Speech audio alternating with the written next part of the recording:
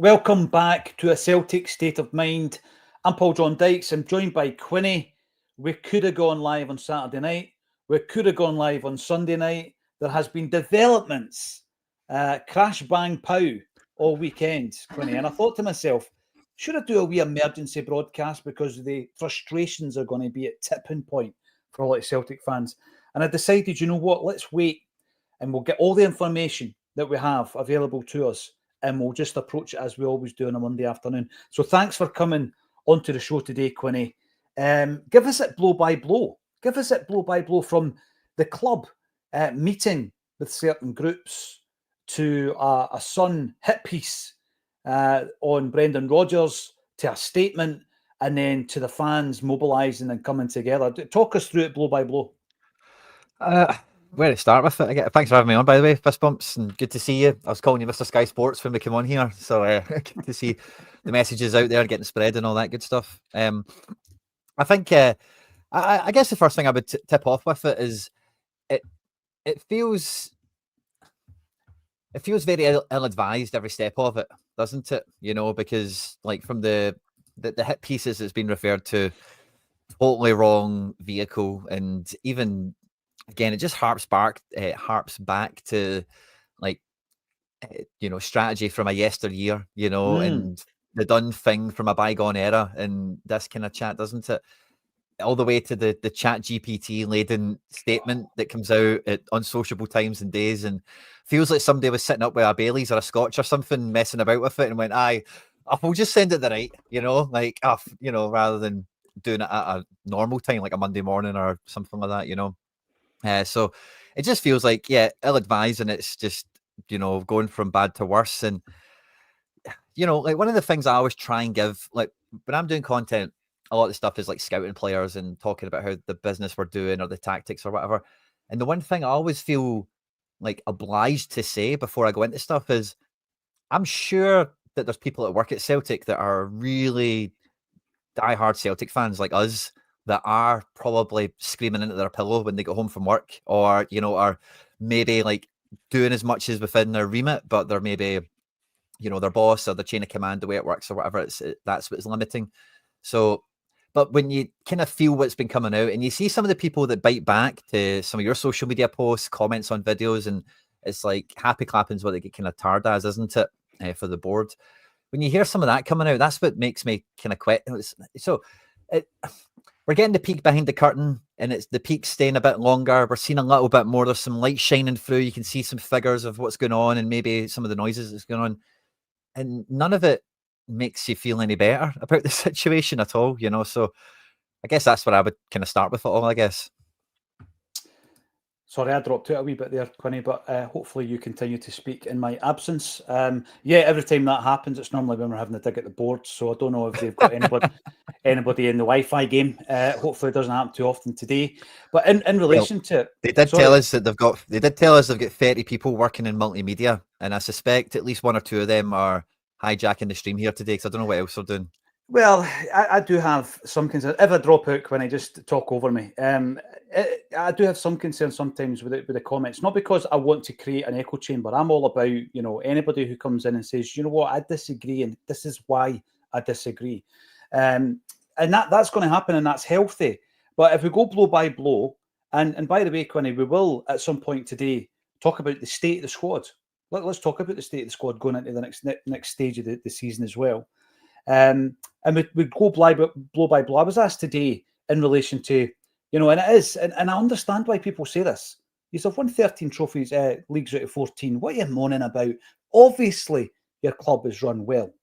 Right, so if that's an opening point, the opening gambit of an argument, as a Celtic fan, you're thinking, yeah, but it's far more nuanced than that, right? And I think that if you continually go back to the get the medals on the table, what you are saying is, we don't want to progress. I mean, even within the statement, and we'll talk about what led to the statement being made, even within the statement, there's a thinly veiled dig at Rangers go and bust. Now, by the way, for the rest of the time, Quinny, we will talk about it. We will continually speak about what happened in 2012, because a lot of people want to airbrush it out. But honestly, there's a time and a place for that, Quinny. And what I read from that was almost to say, be careful what you wish for, Quinny. Be careful what you wish for, Acsom. I could hear him there. I've got the YouTube open on our page. I think Paul John is frozen. But be careful what you wish for. We'll see if we get him back. There he is.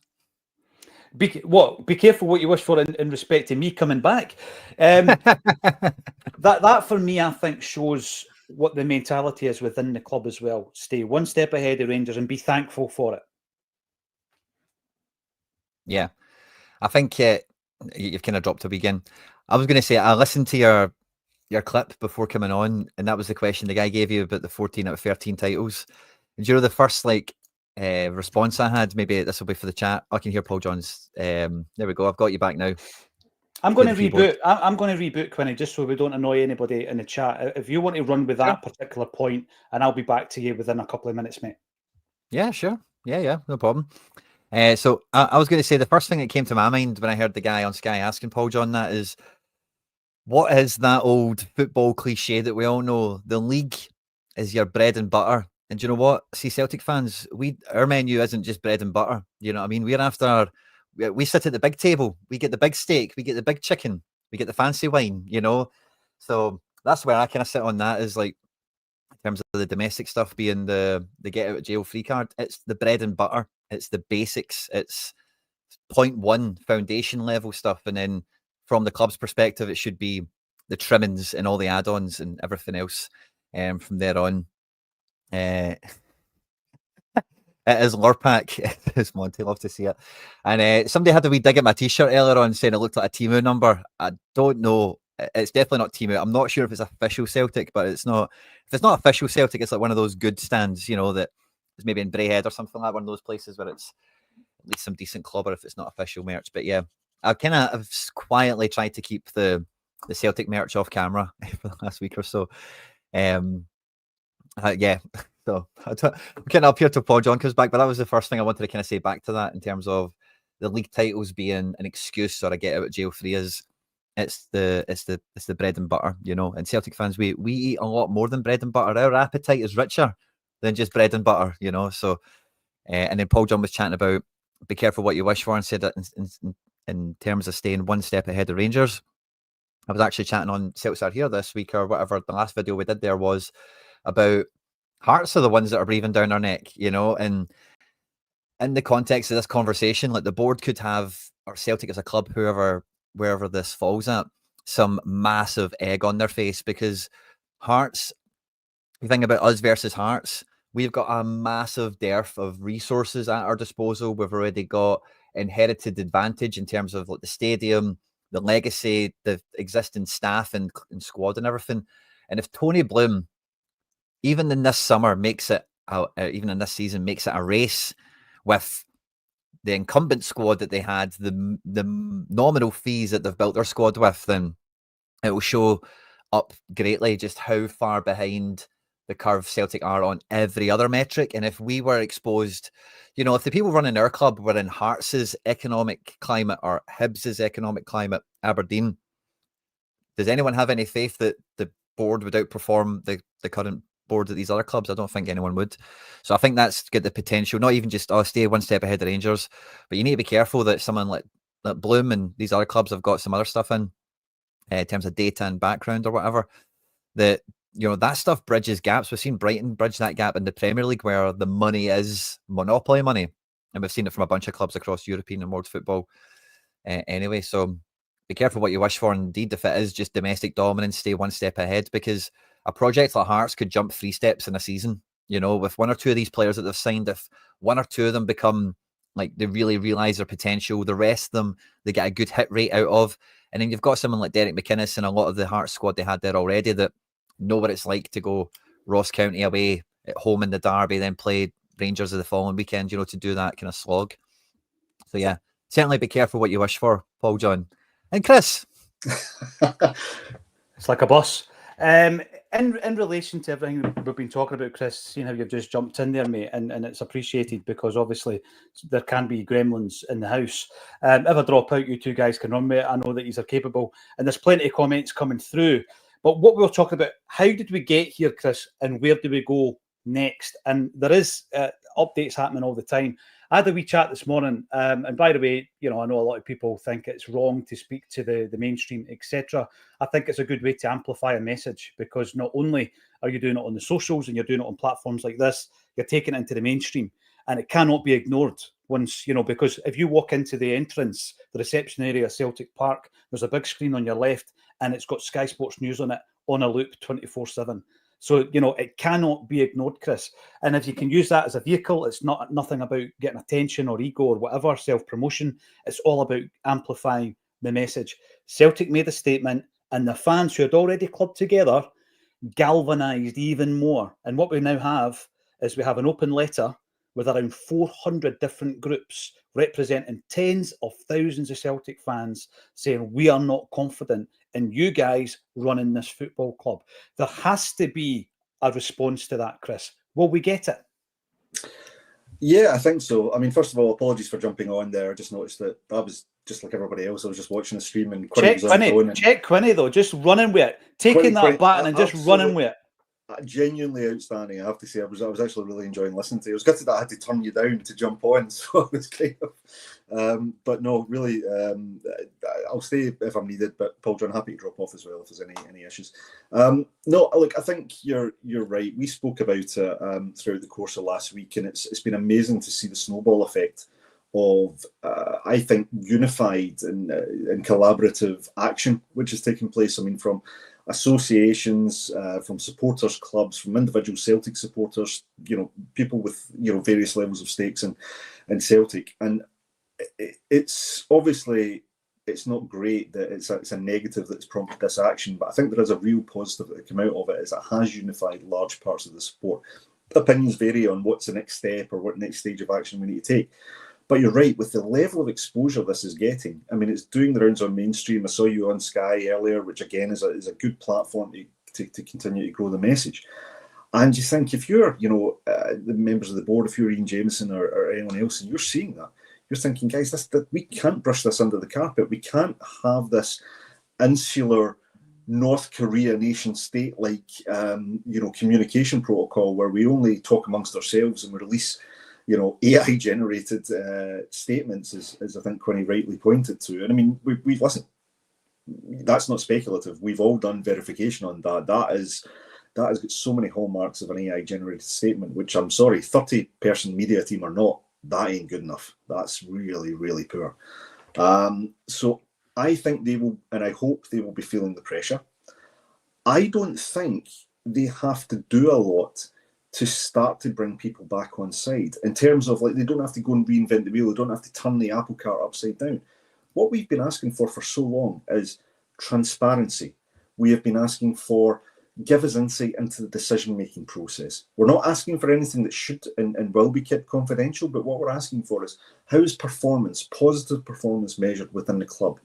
How are the assets being spent in terms of the football operation? And we're not talking about giving up confidential details of transfer dealings, but what we're saying is, what's the budget that's allocated, right? And how much of that percentage is allocated to operational costs, and how much of that is allocated to infrastructural costs? And what is the long-term plan for that? What we're asking for is to be given insight into an operation, a football operation that we hold very close to our hearts, that we're passionate about, and many of us have and continue to pump much needed revenue into. So we're not asking them to suddenly upend everything and fire everybody and come back. What we're asking for now is what we've been asking for the longest time. However, the response to date has been woefully inadequate.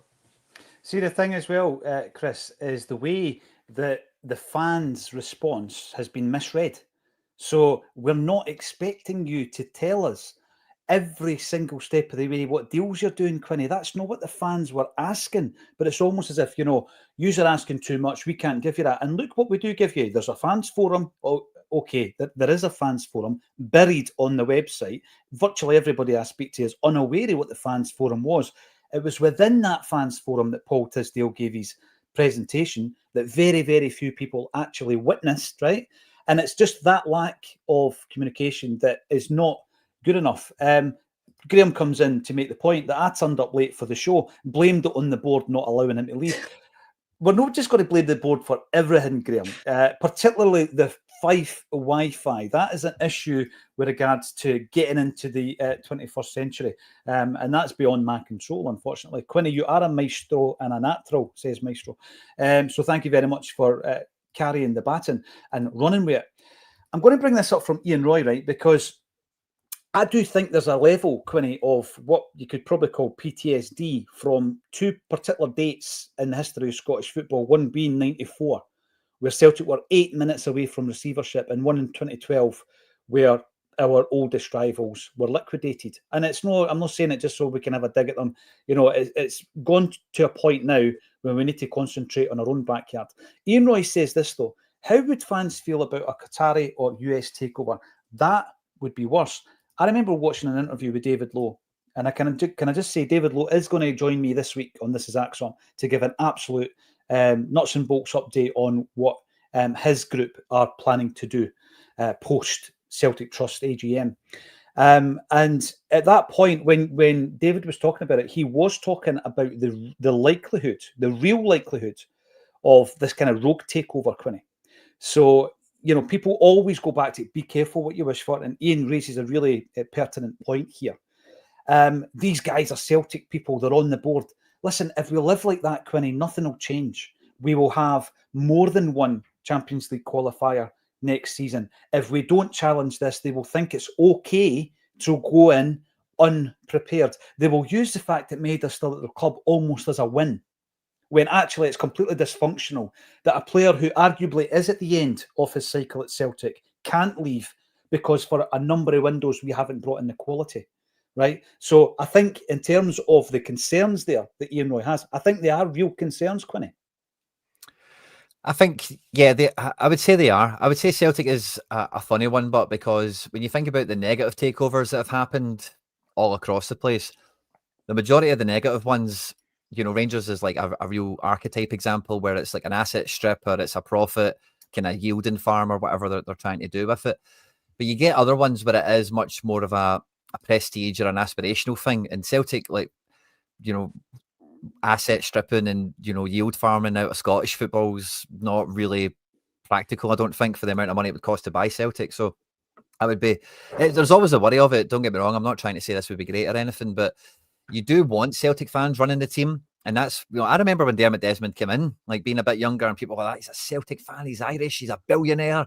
This is going to be the best thing in the world. This is like our Sheikh, also before Sheikh Mansour, you know, but it was like, that was the kind of vibes it was, where it was like, this is going to be brilliant for us and we're going to do all this stuff. And it couldn't have been further from reality. But I do think anyone that would buy Celtic would have to pay a lot of money. And I think it would only be to fulfill the potential that is unyet tapped at this point, if that's even a sentence, more than anything. So it's one of those ones. I remember when I did the Celtic Trust video like a year ago, it kind of got brought up in that chat at the time. They were talking about the bank balance and saying like, well, the bank balance could be a precursor to, you know, fattening the club up for a nice payday or whatever. So it's interesting to hear that those little quiet concerns are maybe coming back into some of these people's minds that are really tapped into that way of thinking. But I think it would really need to be like a worst case scenario for us to change ownership and it not be an improvement, because anyone that would spend the amount of money they would need to get Celtic is going to want, you know, I'm talking about, you know, yield farming from Scottish football being ridiculous, but they'll still want to make money. They'll still want to get to the Champions League. They'll still want to sell players for 50 million quid and plus, you know, and to do that, they would be coming into it, you would think, with a bit more of, again, depends who it is. If it's somebody that already has, you know, facilities or networks or whatever from another club and it's like a group that comes involved, or if it's someone starting out fresh, there's always pros and cons. And like, you just need to look at Chelsea. Like, they've been spending all this money, but they're learning on the job compared to somebody like a Tony Bloom at Hearts, where they already know the job and they're just applying it somewhere different. So it's definitely not something to be wholeheartedly like, oh, it'd be great. But I think the probability of it actually being positive is probably in our favour overall because of just what Celtic is and the cost associated. Yeah, what I would say on it is this, right? So we always think, oh, it's great to have a billionaire behind the scenes, right? Yeah. And what we've heard for a long time is it's great to have a billionaire in charge. Now, we all know, Chris, he is in charge. He doesn't have a majority shareholding in the football club, but he has enough control, be that over other shareholders, within the football club. And he's constantly called the owner of Celtic. He's not the owner of Celtic. We all know how much shares he's got. But what I would say is this, right? And I was just double checking this morning in terms of where the football club isn't because at the last 20 years, let's talk about the last 20 years. It's not because of major investment from Dermot Desmond in the last 20 years that Celtic have got £100 million in the bank. That money's been put there by fans. And the success on the park is in spite of all the drawbacks. I'm not saying they've not done anything right. Of course, that's not what I'm saying. But we constantly pinpoint the recruitment, for example, Chris, the lack of communication with fans. And they go back and say, oh, fan media, they are engaged with on a regular rotational basis. We get sent to press conferences where we're often faced with people who you could never ask biting questions. You could say to Brendan Rodgers, is such and such fit? I mean, he's not going to tell you what's happening in relation to the boards. No. So in terms of engagement, Chris, it's easy to say, well, we do engage with you, but it's not the type of engagement that's going to give you information about the future of the football club, the vision of those in charge of the football club, is it? I think you're spot on. Right. And look, we are always trying to be as balanced as possible here. We recognise that Celtic have, to a degree, a model that works very, very well for things like revenue generation, right? They obviously do a lot of things from a business standpoint quite well. But there are many of us, throughout the support who look at things, a bit deeper, and we say, well, actually, that there's more to be done there. There's improvements to be made, and there's nothing wrong with that, right? You want to see improvements. Now, there was an interesting survey put out earlier, and it asked about, would you be in support of certain action and things like that. And I filled it out. But one of the interesting sections was around what would you improve, and one of the key points I put in was I would like to see a quarterly report coming from the CEO or the director of football operations or whoever might be in that role to outline that element of the football operation. What is, how are we progressing? What are our targets? What's our objective for the next 6 to 12 or 18 months? What is happening in behind the scenes? Forget the what's happening on the park. Leave that in the realms of the manager and the director of football, if we ever get one, that type of thing. But tell us what's going on behind the scenes. Who's doing what job? What are the roles and responsibilities that we have at the club? Is there areas that we're looking to specifically invest in or improve in? And what's the issue with doing that in a quarterly report? If you're in any other business, you're required to do that. I've got to go and report to my board of directors. It's what you have to do. You have to go and talk to your shareholders, your stakeholders. So that for me is a very easy, achievable objective that I would like to see the club adopt. And going back to something that Quinny said, which I thought was really interesting, and you were talking about, I agree. I would like to see as many Celtic men or women at the football club as possible, but you have to marry it up with capability, right? It's not good. You can be the best football player in the world. It doesn't make you the best financial executive. It doesn't make you the best person to head up recruitment. It doesn't make you the best person to, talk about communication strategy, right? You need people in specifically tailored for the role that they're required to perform, right? And if you can get them with the Celtic affiliation, fantastic. You can't be telling me that there's nobody in our support with those requisite skills to do that job, right? But we don't seem to work that way. We seem to recruit people based on past affiliation, or I'm hesitant to use the N words, but you know the one I'm going to say. It's like they've got some sort of link into the upper echelons of the club. And I'm sorry, but that's please do use the N word, just so we can confirm what that particular one is. Yeah, nepotism. So there we go. Very much nepotism. You've got get it out there. Familial connections. You've got affiliations because you worked there before, or you happen to be Peter Lawless milkman one day. And I just think it can't. That's not a sustainable model. That's you reduce your talent pool by doing that. I think the point you're making there, the most interesting part of that for me, Chris, is the fact that we are going through a process. I'm going to bring up all the latest statements, actually, so everybody is bang up to date. We're going through a process here where actually it shows you how quickly the Celtic fan base can mobilise into a movement under one banner, one umbrella. Nobody's saying, I'm in charge. The fans have come together, right? And it's happened very gradually and naturally, actually, over a period of 3 or 4 days. But what I would say in relation to that is, what if you then say, okay, someone is going to be used as a sacrificial lamb here, right? And they sack the CEO and they say, right, let's keep the guys happy, we'll sack them, right? Because remember what happened post-COVID, where the CEO stepped down and we know what happened. He came back as a chairman, but he did step down. So what would then happen, though, is we would probably, history would repeat itself. So someone who's already within that inner sanctum of the boardroom, they're maybe not on the board, but there is boardroom elements who are people are there or thereabouts all the time, right? And they already know what the culture is. And in fact, they're part of the culture of the Celtic Board, right? And if you were then just to say, oh, there's a guy there, he's got his own company, and he's a CEO and he does really, really well, you know, within that sector, let's bring him in because he's part of your clique already, then you're never, ever going to change what the problem is, because the problem will continue to exist. And the culture, the buzzword that we were talking about on Friday night, Chris, that culture won't change because it's just people who already are within that echo chamber. Yeah, and just to, I know just jumping ahead of Quinny, just to respond to that point, at no point have I heard anybody on this podcast say we want such and such sacked. I don't think any of us would do that. I never want to see anyone lose their job.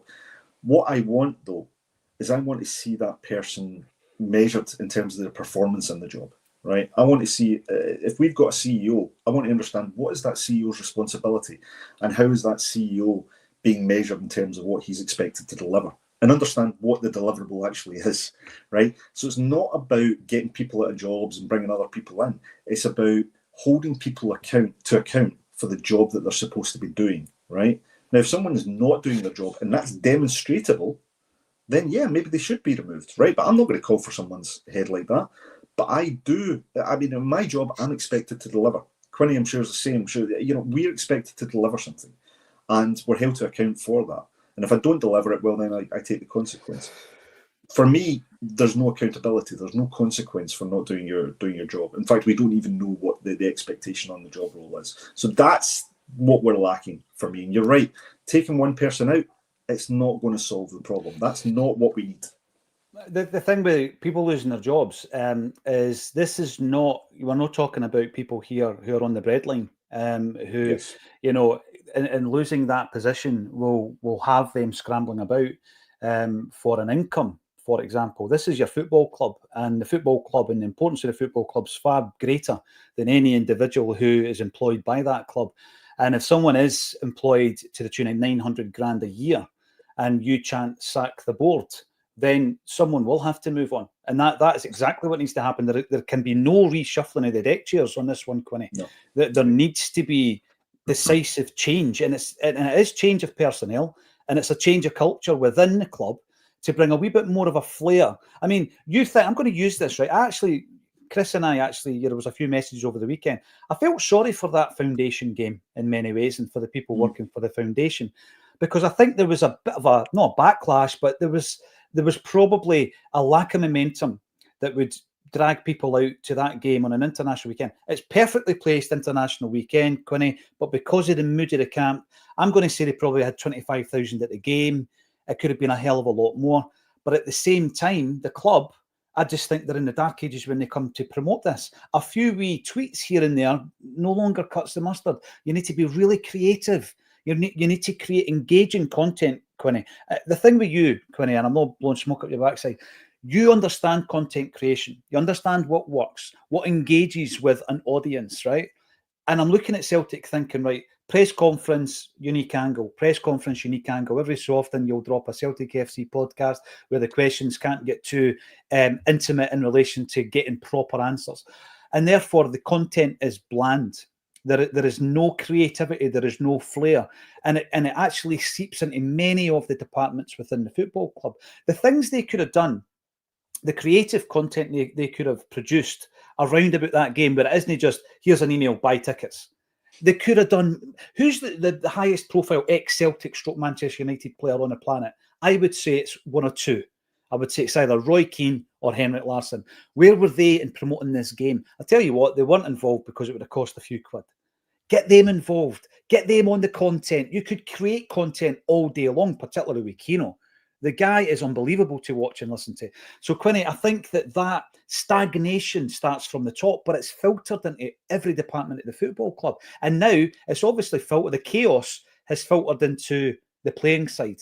and we can't separate the two of them. I wish and I hope we can, so that Brendan Rodgers can continue and concentrate on the job in hand. We've got 4 tournaments to play in.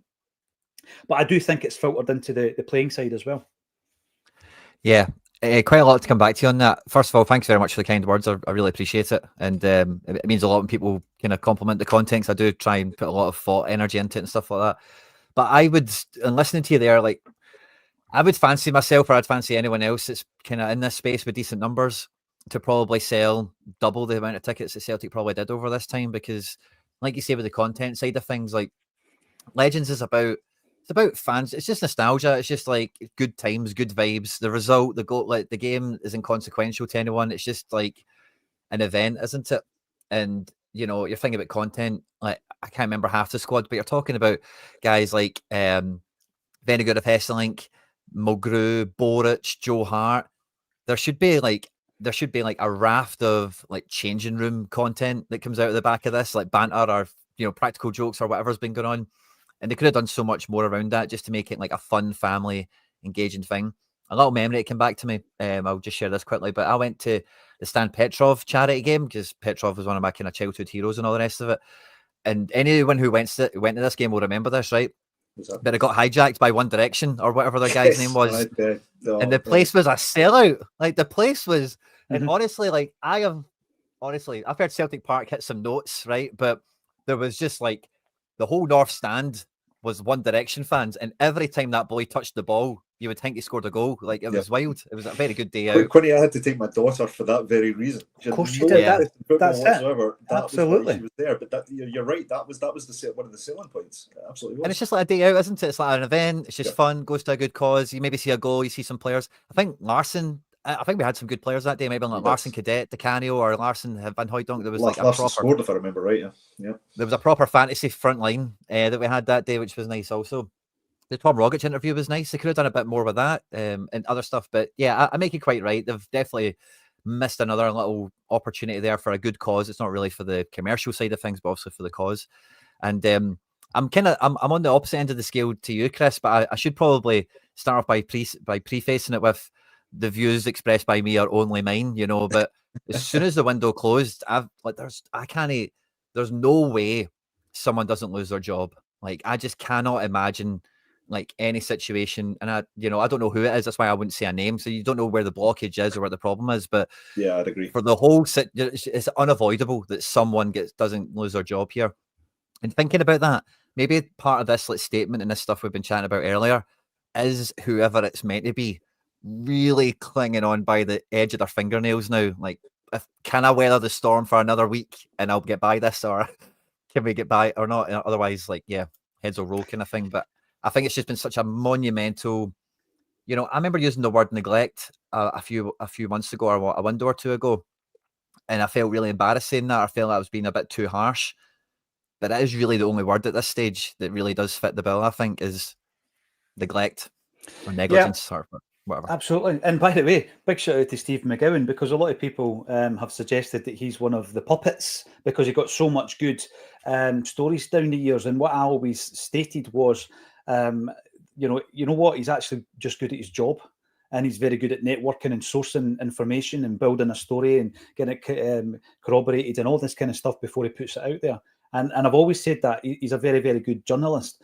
And he came out, I thought, with a scathing piece in the Herald in relation to the Celtic statement was like tipping paraffin onto a bin fire. And I just thought, you're right, you're spot on. That's exactly what it was. I mean, at what point, right, do you have a wee meeting and say, right, let's get the PR team in, and you're on a wee office and you're thinking, how do we deal with this, right? What we'll do first, guys, right, is we'll have a hit piece on Brendan Rodgers and we'll get the Sun to publish it. And then on the Saturday night, we'll stick out a statement where we blame everybody else and accept no responsibility. And everybody in the room goes, great answer, well done, yeah. And he wipes the whiteboard and he puts it into action. In what world, Chris, in what world does anybody sign off that as a strategy? Oh, God, yeah. I just, as soon as I looked at it, it was bizarre to see. I just thought, where's the quality control? Where, you know, what's the decision gate to get this thing out? Somebody has to okay that.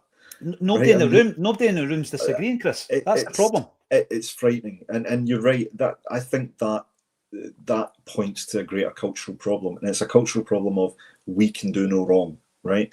And if you cannot see ineptitude and failure, if you can't see any areas where you need to improve, then you're deluded, because it doesn't exist in any business, right? There's always areas that can improve. Nobody runs a perfect operation. It simply does not happen. And the problem is that statement came across as we're doing everything we possibly can. Any negativity has nothing to do with our decision making or our process or anything like that. It's all external factors. And it was just so tone deaf. It really was. I mean, it was incredible. And even the manner of how it was delivered, faceless. I paid, paragraphs that had there was no emotion, there was no connection to the fans, there was not even any empathy that came through there to say we get it, right? This wasn't a great window. See if they just came out and said, do you know what, guys, this wasn't a great window. We're sorry. We had processes in place. For whatever reason, they never came across or they never came through, and we accepted our failures and we're wanting to address those. That would have said more than everything they had in their statement, because somebody would have said, yeah, do you know what, guys, we got this wrong. We take the hit on this one and we go forward and we try and rectify it. There was none of that. There was nothing in that statement that said we are working to improve. And that drove me absolutely crazy. And I thought it was so condescending. And you pair that up and you compare that with the statement that's come out with the association and the statement that the open letter that came from the various groups that we've all signed, have all been part of.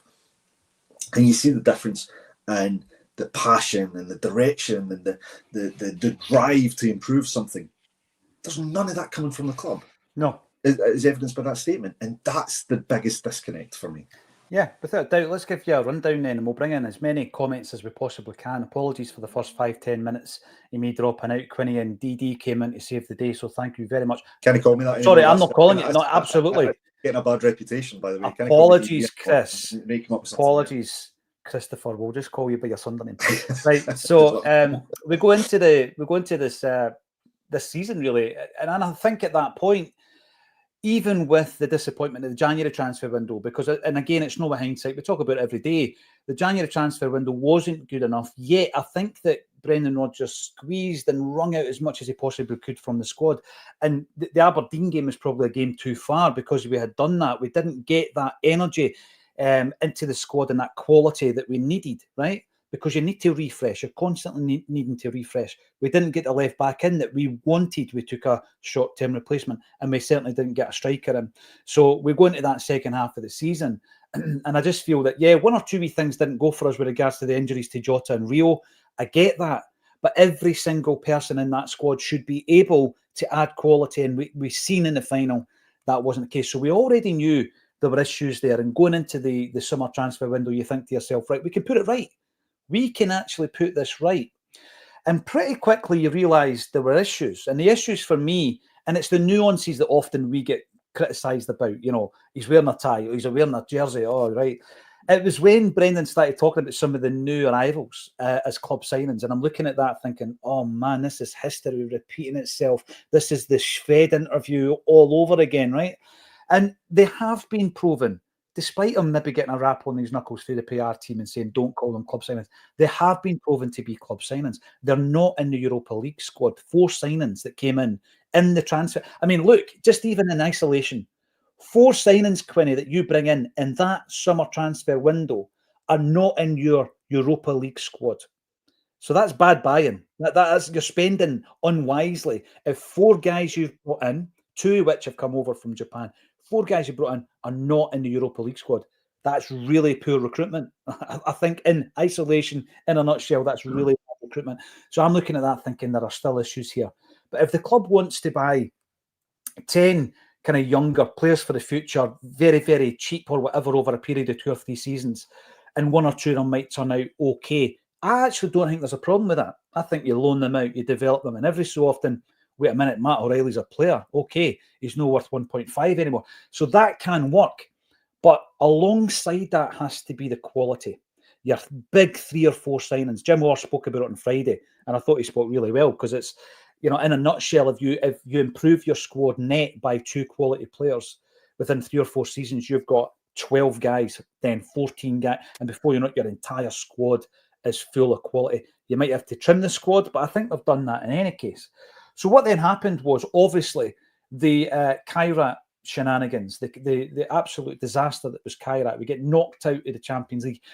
Then we bring in 3 players, 2 wingers and a striker. And you think to yourself, well, why weren't they brought? I mean, they players haven't been waiting to make sure we're in the Europa League first. We could have got them before we got knocked out, Quinny, right? So if they're on our list, bring them in. Whether or not the 3 of them are good enough, we don't know yet, Quinny. You know, Balakwisha and Tunetsky and Iheanacho, we don't know if they're good enough. But if they're the 3 guys we're bringing in, and at least one of them was 100% Brendan's man, right? If they're the 3 guys, get them in before the game. This is the problem that I've got with them coming out going on about issues with transfers and all this kind of nonsense, because it is largely nonsense for me. Sack the board chants were reintroduced into the songbook, and the PA went up. But I got a different feeling this time round. I thought, you know what, we're not going to swallow this. We absolutely are not. And maybe it was because, Quinny, we got that wee taste against Bayern Munich of what might have been possible. Right? What did we lose since the Bayern Munich game? All right, we lost Kuhn. Replace him. Right, replace him. Jota's injured, replace him. And Taylor's away. Right, bring in a left back.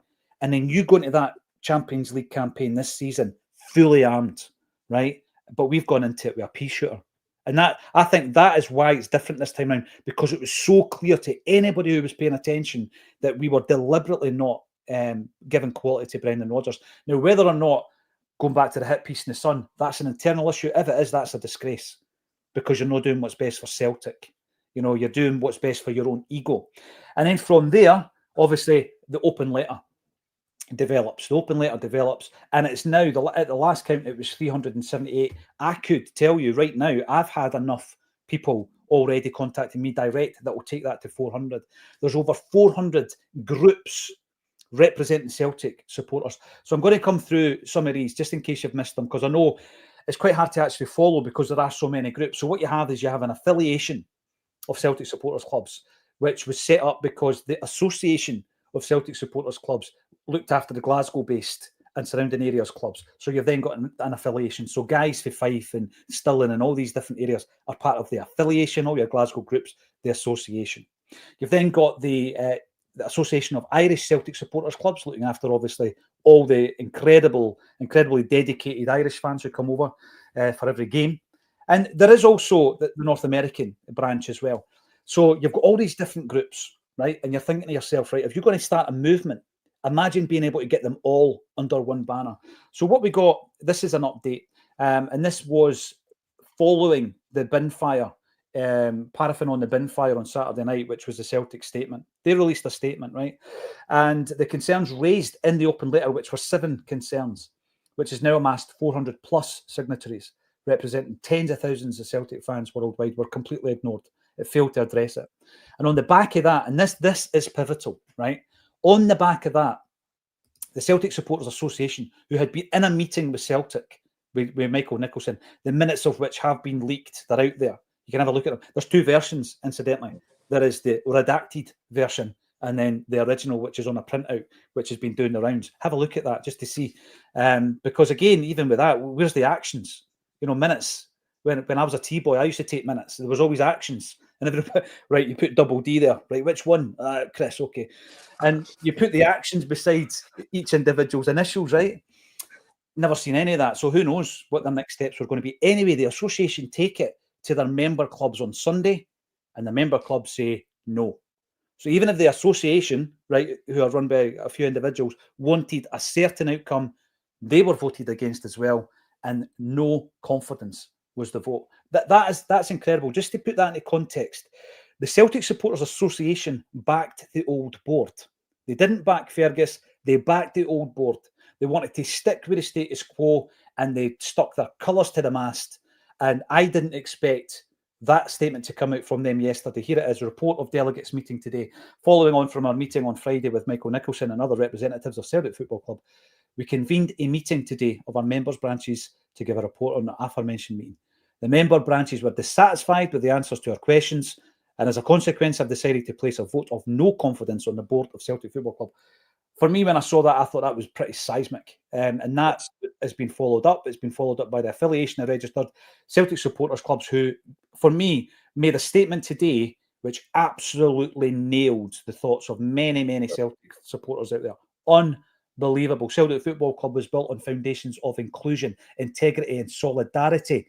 The current direction, as reflected in the club's statement and recent actions, risks eroding those very principles. Have a read of these things. So that's the affiliation, that's the association. And then we've got the Irish Association as well. Look at this. On behalf of the committee of the Association of Irish Celtic Supporters Clubs, we wish to formally express our complete and utter disappointment in relation. So, as you can see, the walls are closing in. The walls are closing in.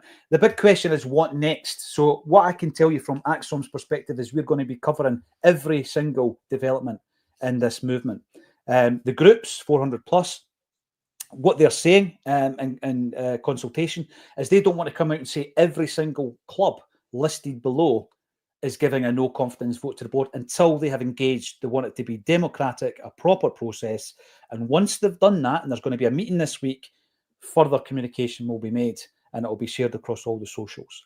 David Lowe, who with his comrades were at the AGM last week with the Celtic Trust, that didn't quite work out. What's happening with David and co? We will be able to report on that this week. I'm interviewing David on Wednesday. As soon as we edit the video, we'll put it out. We won't wait until Friday night. This is Acsom with David Lowe. So we will continue, Chris, to use our platform to put it out there. What I would say is the momentum swing is huge. It's massive in favour of the Celtic support right now, isn't it? It is. We've gone from talking about it, which we've done over a period of months, I think, to actual tangible action here, and I think that's incredible. It's materialised into something that you can start to really get behind, and I'm 100% in favour of it. I was very privileged. I was on last week's This Is Acsom with Jim Moore, and Jim has been through this type of thing in the past, and that. Every time he talks about it, you get a sense of the momentum at that time. And I think even Jim would say that, and Jim's got the insight. So Jim knows the pitfalls about doing this. He knows where it'll succeed and where it'll potentially fail. He brings that insight and it's incredible to listen to. But I think even Jim is looking at this saying, right, okay, a lot of what he says we needed to do is starting to be done. The unification, having the organisation behind it, having the figurehead, which may very well be David Lowe. He referred to the Brian Dempsey type of character. You need someone that can kind of resonate with the support. And we're starting to see this. And look, it's like I said, none of us have been anything personal against the individuals on the board. We don't know them as people. We wouldn't want wish any harm on them. And to Quinny's earlier point about, someone has to lose their job, I completely agree. I just want to make sure they go for the right reasons and reasons which we fully understand. And if that's Nicholson and whoever, then I'm absolutely behind it. I just don't want someone to be chucked out as you say, as a sacrificial lamb. I want someone to actually go because they demonstratively underperformed in the role they were required to do. So if that's one or more people, or if it's entire top to bottom change, I'm all for it. But I have to say, it's a privilege to be able to be here, and I think to be at a moment which is, I'm firmly of the belief, will generate real change, and it's change that's been a long time coming. I know that there are detractors. I know there are people that that will say you're having a laugh. They'll never change. They'll never do anything. They might eventually be proven right. I don't think that means you don't try.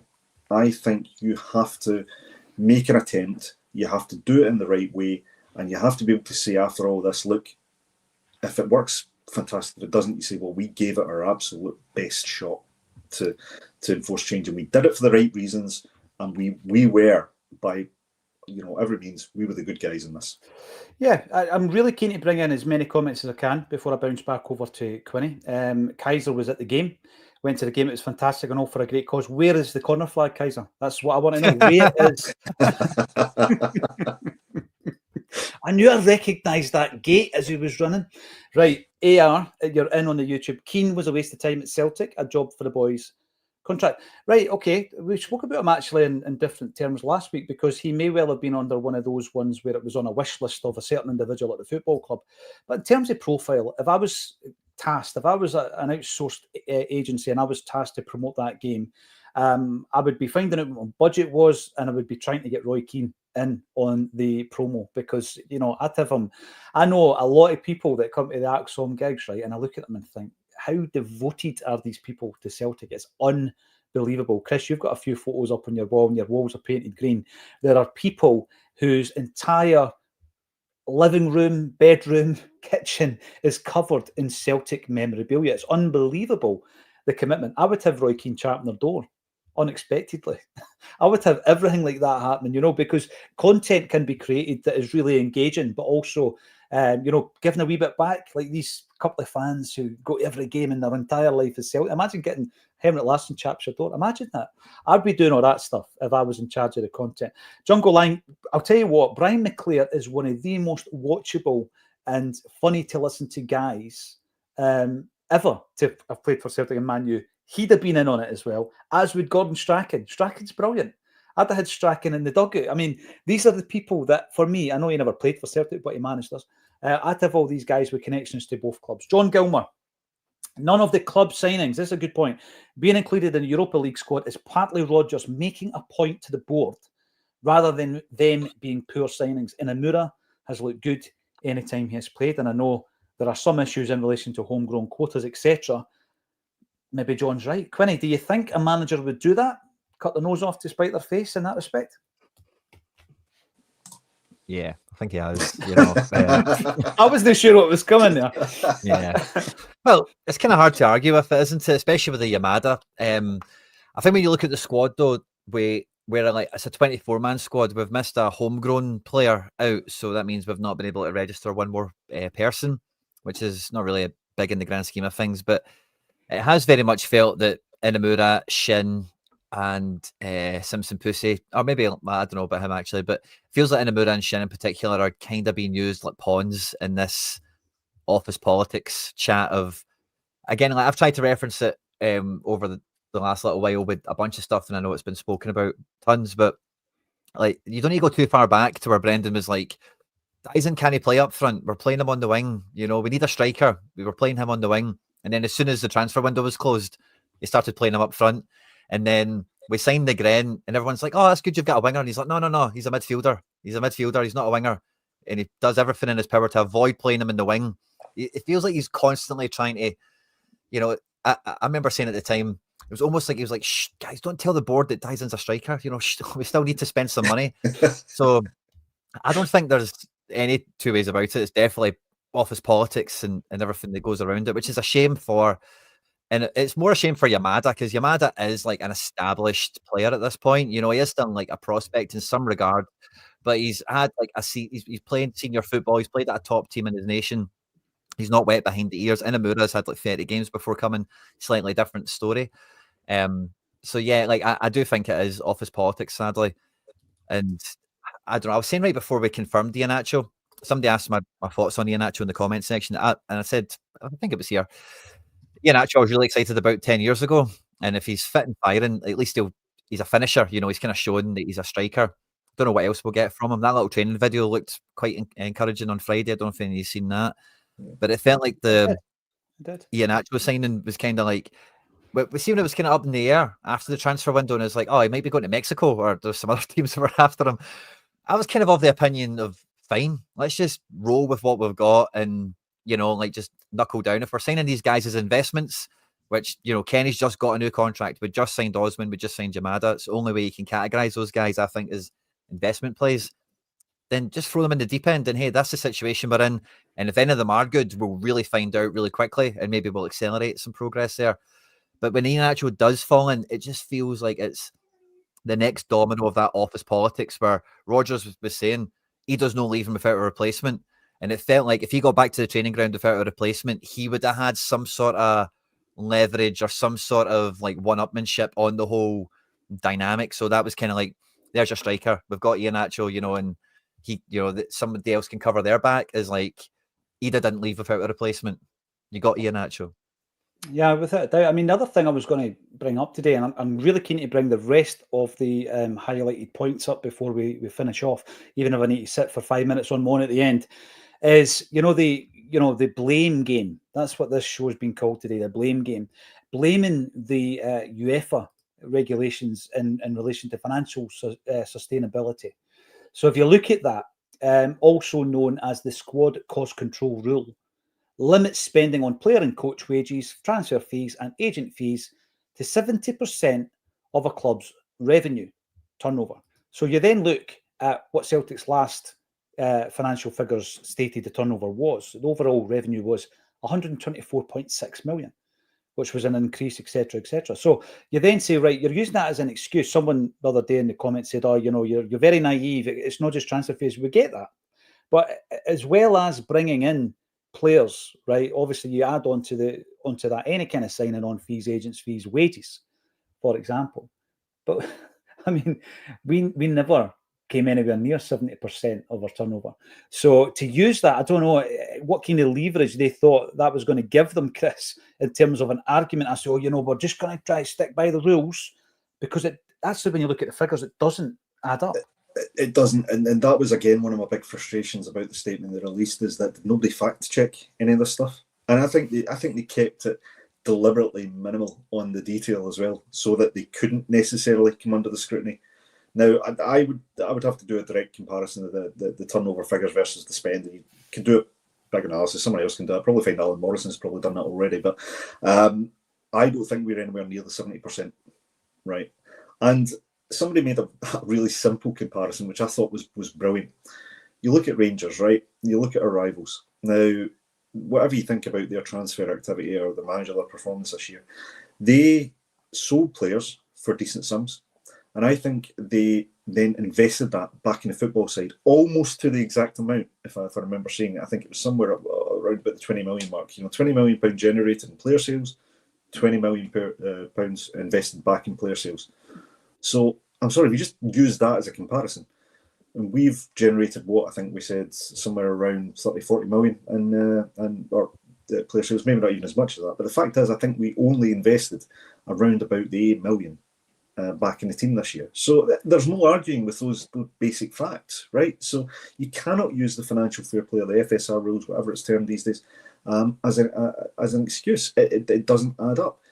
As I say, the statement was full of portions like that, where you sort of wonder, did nobody have a read through this and check this out? Or, as you say, is the collective belief in the culture just that, that's great, that'll do the job, well done. That'll do. And it hasn't. It has landed, genuinely landed worse than Hindenburg at the moment. It really has. It's not gone down well at all with the fan base. I've not seen anybody come out, and I appreciate I don't have full visibility, but I've not seen anybody come out and say, oh yeah, no, that's fine. Yeah, good job, guys. Well done. No, well, we're 3,700 live right now. I mean, the only thing we can do in the cross-section of people that tune into Acsom, that's an incredible figure, by the way, in terms of a live viewership. Unbelievable, 3,700.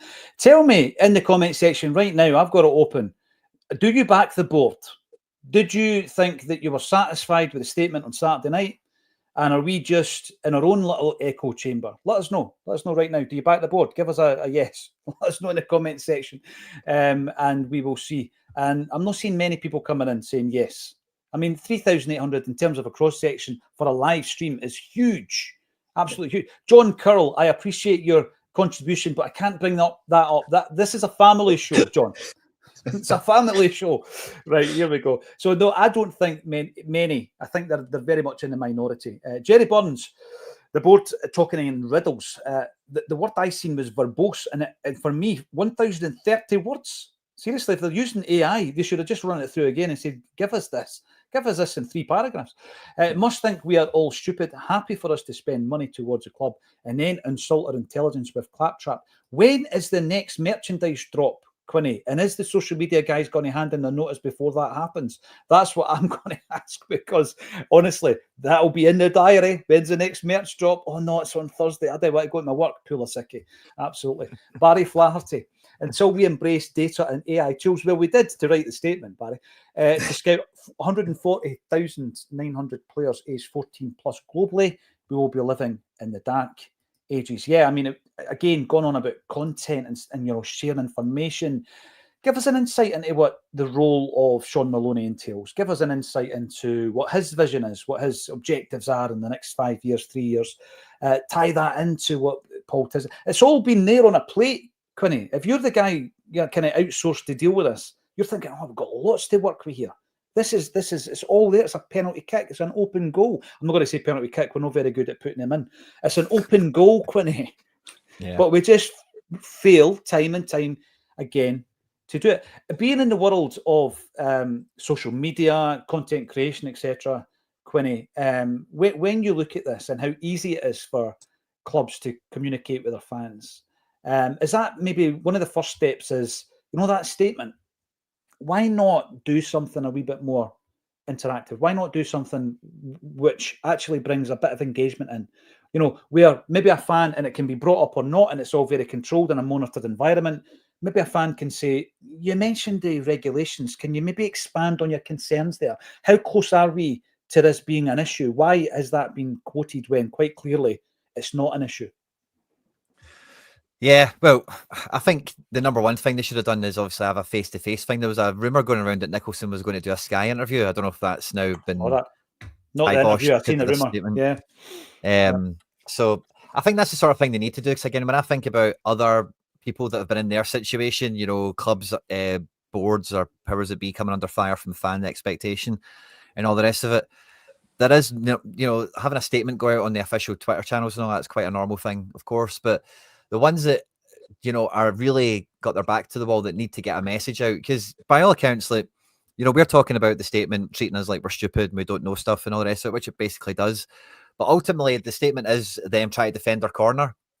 And if you are trying to defend your corner, like, the best thing to do is put your face to it, put your voice to it, and show some like emotion. Because 100%. When we're talking about the Sean Maloney thing you mentioned a minute ago and all the transfer stuff, like, I can only imagine one of the things that's really held us back is the lack of manpower and the fact that, like, maybe at 7 o'clock, that's it, I'm away home. It's kind of like Jobsworth mentality where it's just like, I'm just doing my job and all the rest of it. Whereas particularly, and again, I'm just imagining this, but in the transfer window, particularly at these really decision maker level positions, it's a lifestyle effort. It's not a job, like, you'll be 24 hours a day dealing with transfers and agents and up all hours of the night. And then, do you know what? When the window closes, you can go on holiday for a week. Well done to you.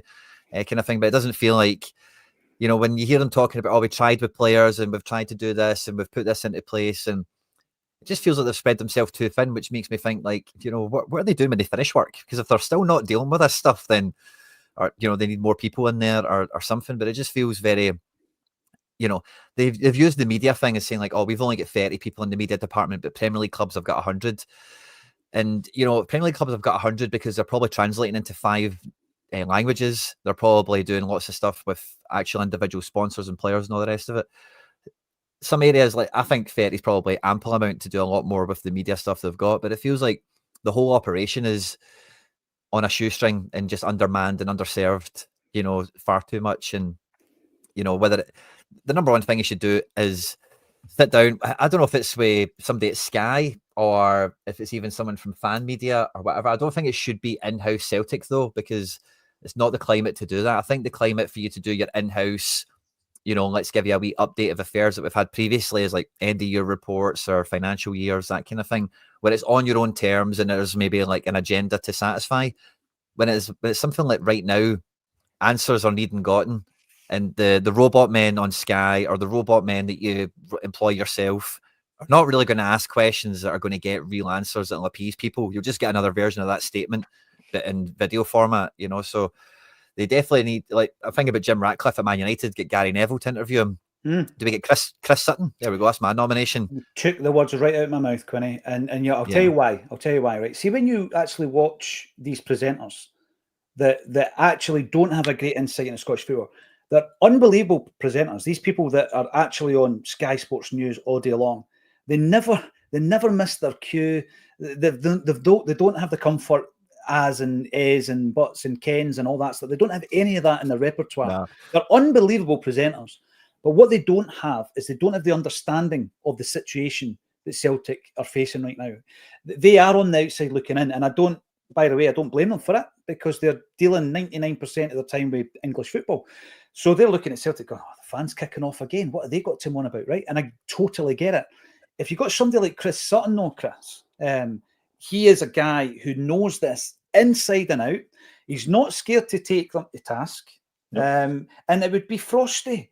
He would ask the difficult questions. Hilarious. It would be hilarious. There probably would be a lot of memes for years to come and GIFs and everything else. But you know, you can just hear him now going, "Well, that's not true, is it?" You know, in his voice. You're better than that. He's unbelievable. I know.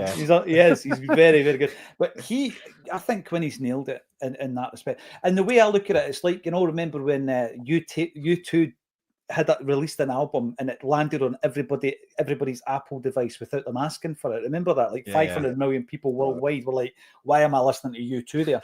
Even Bono had it in his artillery. Even Bono was able to come out and apologise for giving everybody in the world a U2 album.